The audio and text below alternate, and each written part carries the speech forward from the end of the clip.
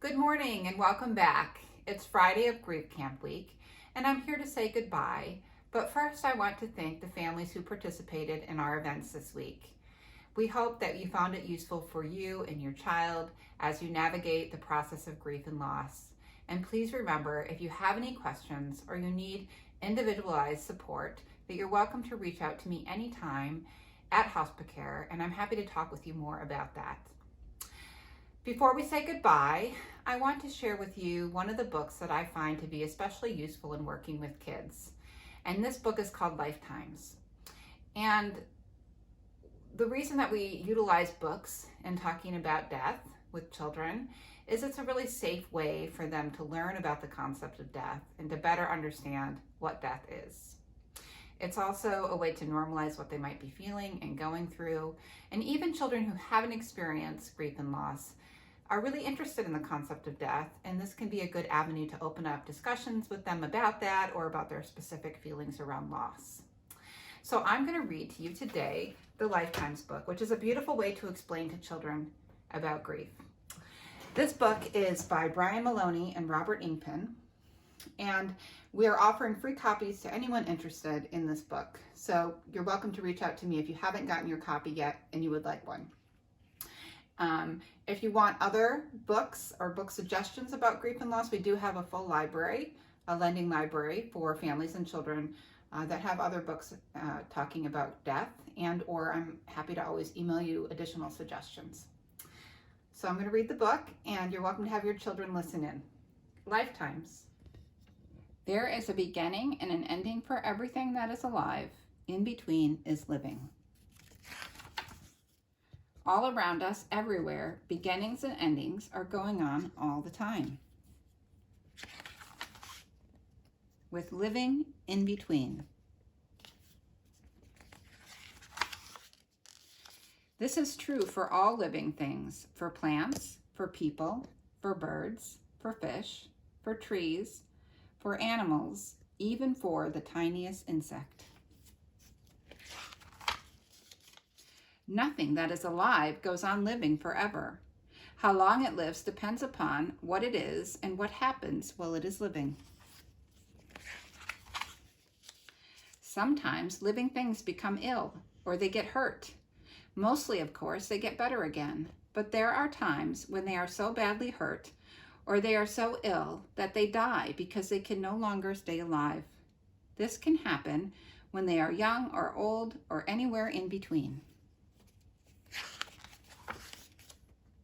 It may be sad, but it is the way of things, and it is true for everything that is alive, for plants, for people, for birds, for fish, for trees, for animals, even for the tiniest insect.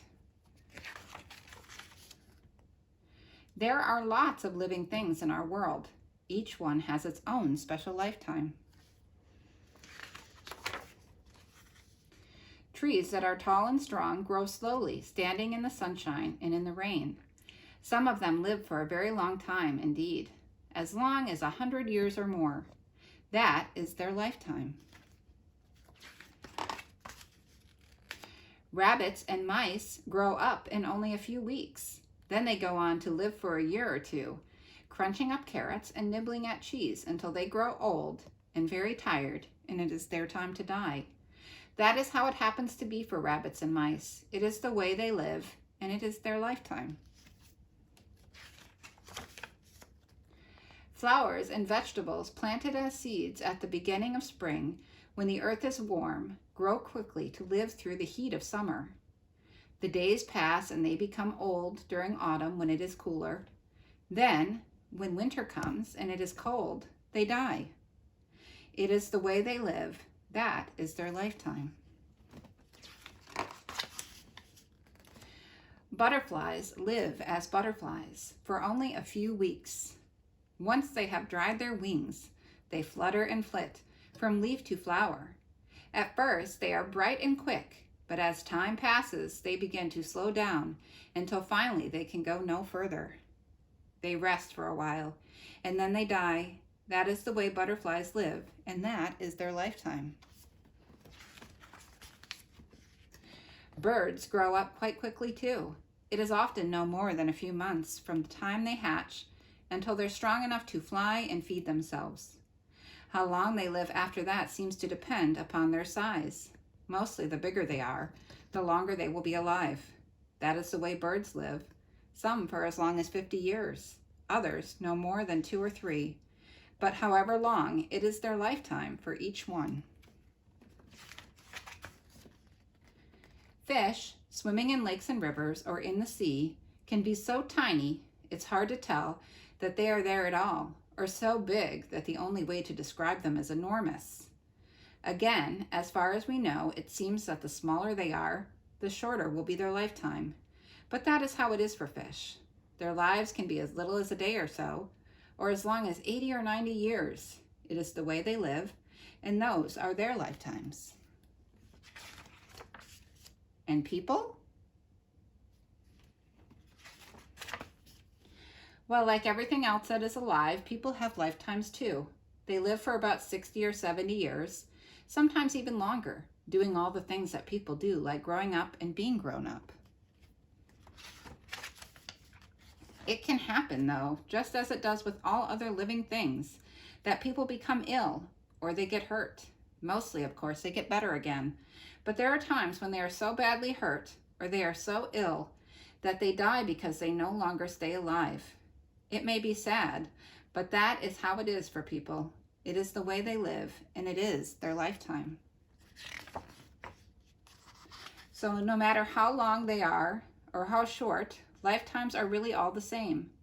They have beginnings and endings, and there is living in between. That is how things are for plants, for people, for birds, for fish, for animals, even for the tiniest insects, everywhere. Following this message, we're going to show some of the pictures of the collages that the kids completed for our collage project this week. Again, thank you for joining us, and take care. Bye.